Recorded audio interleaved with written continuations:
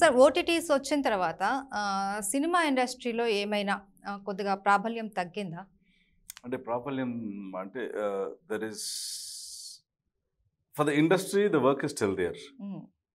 But yes, silver స్క్రీన్కి కొంచెం demand తగ్గింది. హ్మ్. ఎందుకంటే మా చిన్నప్పుడు our demands are like okay, friends నలుగురు కలుస్తున్నాం ఒక వీకెండ్, మనం కలిసి ఎక్కడన్నా సెలబ్రేట్ చేసుకోవాలంటే థియేటర్ కన్నా పెద్ద ఎంటర్టైన్మెంట్ ఏమీ లేదు. లేదు. హ్మ్. ఇప్పుడు నెంబర్ ఆఫ్ ఆప్షన్స్ వచ్చేసినాయి. హ్మ్. And especially the movie has come to your hand now. yes. మీ ఫోన్లో ఎందుకు వచ్చేసింది. ఒక 15 రోజులు ఆగితే ఓటీటీలో వచ్చేస్తుంది. ఎందుకు థియేటర్కి వెళ్ళడం? అండ్ ఈ కరోనా పుణ్యం అనేది ఇంకా ఎక్కువైపోయింది. ఎక్కువైపోయింది. People started watching OTT. That is good. In fact హ్మ్. వాళ్ళు చూడడం వల్ల ఇక్కడున్న డైరెక్టర్స్కి ఇక్కడున్న టెక్నీషియన్స్కి ఆ కాంపిటేటివ్నెస్ వస్తుంది. హ్మ్. హ్మ్. ఎస్, వీళ్ళు ఆల్రెడీ ఇంటర్నేషనల్ కంటెంట్ చూసేశారు. హ్మ్. సో మనం దాన్ని పారుగా చేస్తేనే కానీ వీళ్ళు మెచ్చుకోరు హ్మ్. అన్నది వచ్చింది. దాని చేంజ్ యాక్చువల్లీ మన ఇండస్ట్రీలో కనిపిస్తుంది. ఇన్ఫ్యాక్ట్ ఇండియా మొత్తానికి Telugu industry is doing well now. హ్మ్. హ్మ్. వెల్ అంటే అహెడ్ ఆఫ్ ఎవ్రీ వన్. అవును. హ్మ్. సో ఆ కాంపిటేటివ్నెస్ తీసుకురావడానికి ఇవన్నీ ప్లస్ అవుతాయి. హ్మ్. But at the same time ఏమవుతుందంటే ఒక మనిషి ఒక 3 గంటలు వెళ్ళి థియేటర్లో కూర్చుని స్పెండ్ చేయడానికి వాడికి అంత టైం ఉండట్లేదు. అవును. So they want things to happen fast forward. హ్మ్. హ్మ్. Like I think very soon మనకు కూడా హాలీవుడ్ మూవీస్ లాగా నో ఇంటర్వెల్స్, నో సాంగ్స్ ఇంకలా వచ్చేస్తుందేమో. ఎందుకు ఎందుకంటే సార్ పీపుల్ ఇప్పుడు వన్స్ థియేటర్స్కి వెళ్తే స్టార్టింగ్ ఇంతకు ముందు మనకు యాడ్స్ లేకుండా అవును. ఇప్పుడు యాడ్స్ వచ్చేసాయి. మరి కమర్షియల్ అబ్బా ఇప్పుడు ఇవి ఎప్పుడైపోతాయిరా బాబోయ్ అని అనిపించేస్తూ అవును. ఉంటది ఇప్పుడు చూస్తే. మేబీ ఇంకా రాను రాను అవి కూడా అన్ని పోతాయి అనుకుంటా. Yeah, and actually in fact I don't know, it is my prediction Hmm. That I think మనకి స్టార్ట్ చేస్తారేమో. Hmm. నేను సింగపూర్లో వర్క్ చేస్తున్నప్పుడు ఏంటంటే వీక్ డేస్ ఒక ప్రైజ్ ఉంటుంది థియేటర్లోని, వీకెండ్ ఒక ప్రైజ్ ఉంటుంది. Weekend always be higher than weekdays. So weekdays కొంచెం ఎప్పుడు తక్కువ ఉంటుంది. సో మనకు కూడా అంటే ఆడియన్స్ని తప్పించడానికి అలాంటివన్నీ స్టార్ట్ అవుతాయేమో ఇక్కడ ఇండియాలో. మేబీ అవ్వచ్చు. అని this is 95 I went to Singapore. అప్పటికే ఇది ఉంది ఈ pricing. So weekdays and weekends pricing. So వీక్ డేస్లో ఎక్కువ మందిని అట్రాక్ట్ చేయడానికి థియేటర్కి. సో మనకి కూడా ఇక్కడ తగ్గిపోతుందండి. నెంబర్ ఆఫ్ థియేటర్స్ ఎక్కువ ఉన్నాయి. అండ్ స్లోగా చిన్న చిన్న stand alone theatre, single theatres అన్నీ కూడా ఎక్కువ పెళ్లి మ్యారేజ్ ఫంక్షన్ హాల్ కింద మారిపోతున్నాయి. సార్ మీరు చాలా మూవీస్ చేశారు, Yeah. సీరియల్స్ చేశారు, చేస్తున్నారు ఇప్పటికీ కూడా. ఒకవేళ రెండిట్లో ఏదో ఒకటి మాత్రమే సెలెక్ట్ చేసుకోవాలి అంటే సీరియల్స్ వైపు వస్తారా కంప్లీట్గా, మూవీస్ వైపు వెళ్తారా? మూవీస్ అండి. మూవీస్. ఓకే. ఎందుకు సార్ మరి serials? Serial is like a daily news paper అండి. ఒకసారి చదివేసి పక్కన పడేసిన మళ్ళీ వెనక్కి రాదు. Cinema remains. If not today some other day you can still watch it.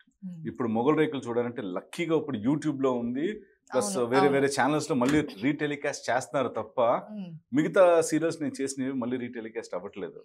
So మీరు ఎంత కష్టపడి ఎంత ఎఫర్ట్ చేసినా it only they can only see it once. Okay. So movies అయితే మనం ఎప్పుడు కావాలన్నా చూసుకుంటూ ఉండొచ్చు, ట్రెండ్ అవుతూనే ఉంటుంది అప్పటికప్పుడు. అండ్ ఇంకోటి ఏంటంటే movie is always difficult task అండి. ఒక కథను 350 రోజులు చెప్పడం చాలా సులువు.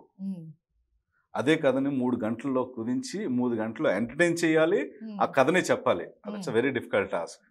సో ఆల్వేస్ ఏది ఛాలెంజింగ్ ఉంటే అదే నాకు ఇష్టం. సో మూవీస్ మీ లైఫ్ మాత్రం చాలా ఛాలెంజింగ్ గా జరిగింది సార్. ఎలా అంటారా?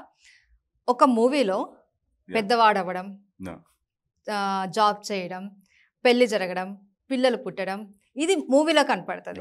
బట్ మీ లైఫ్ నాకు సీరియల్లో కనిపించింది. ఒక మొగల్ రేకులు సీరియల్ అయ్యే లోపలే మీ జాబ్, మీ మ్యారేజ్, మీ చిల్డ్రన్స్ అన్నీ అయిపోయాయి.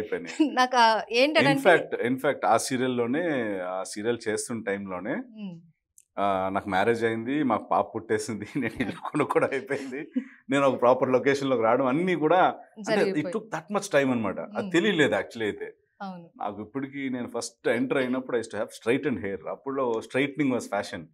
సో ఫుల్గా స్ట్రైట్నింగ్ చేసుకుని ఉండేవాడిని. సో అలా ఎంటర్ అయినోని ఎప్పుడు అదే నెక్స్ట్ జనరేషన్ ముసలాడు ఎప్పుడు అయిపోయాడు నాకే తెలీదు, నాకు పిల్లలు ఎప్పుడు పుట్టేసారు నాకే తెలియలేదు. సో అప్పుడంతా ఒక మావయ్య అంటే ఒక పెద్ద క్యారెక్టర్. ఆ సీరియల్ అయిపోయేసరికి మీరు యాక్చువల్లీ అదే ఏజ్కి వచ్చేస్తానన్న ఫీలింగ్ కూడా వచ్చేసి ఉంటుంది. అంటే నాకు అన్ఫార్చునేట్లీ అండి ద ఫస్ట్ సీరియల్ రాఘవేంద్రరావు గారు అయిన తర్వాత ఈటీవీలో ఒక ప్రాజెక్ట్ వచ్చింది. అక్కడ ఫస్ట్ నన్ను అంటే కొంచెం ఓవర్ ద ఏజ్ చూపించేశారు.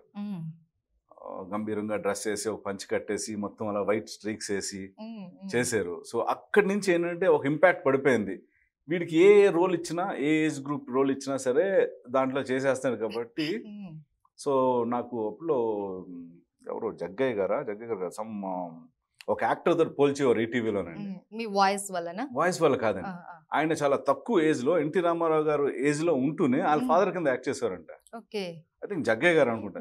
ఆయన చేశారు.